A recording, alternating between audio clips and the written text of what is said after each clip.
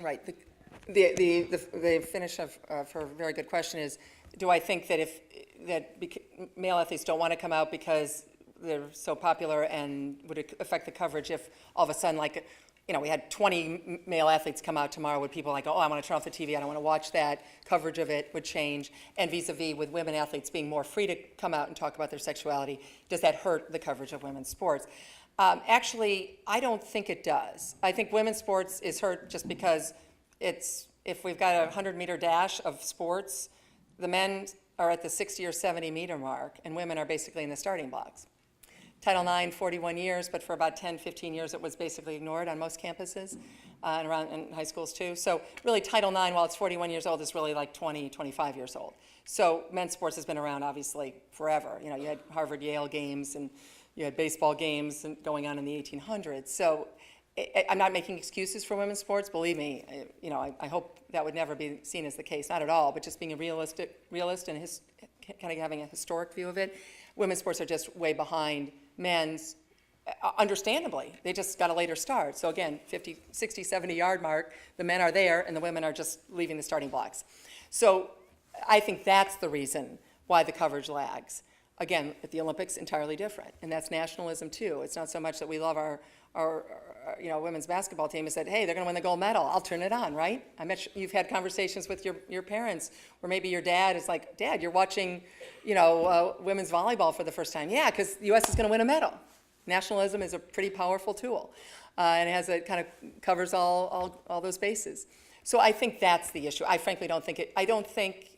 As I mentioned, Abby Wambach, who I know is one of the great role models. Oh my gosh, I've seen her with kids. She is amazing, girls, boys. She's just fantastic. One of the truly wonderful people in sports, and she just married her partner.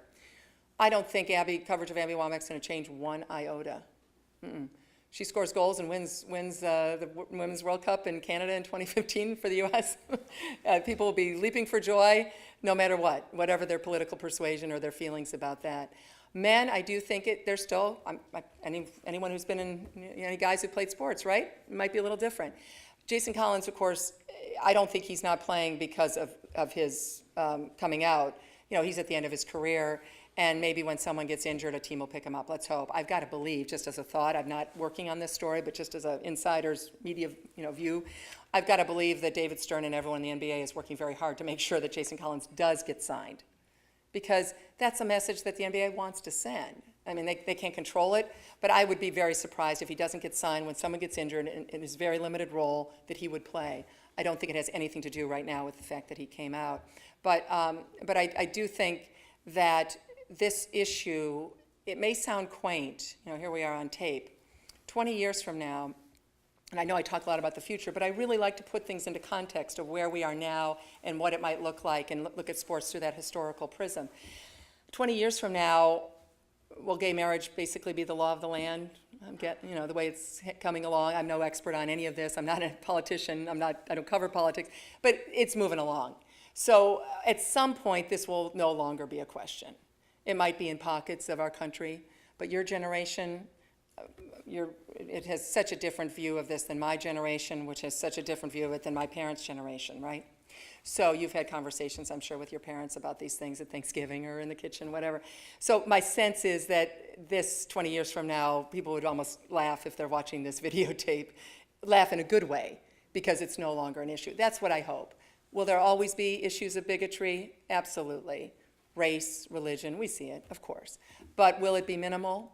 I'm hoping so. And as a last thought, I'm hoping that sports will help us with that, just as Jackie Robinson, just as Billie Jean King did, Muhammad Ali.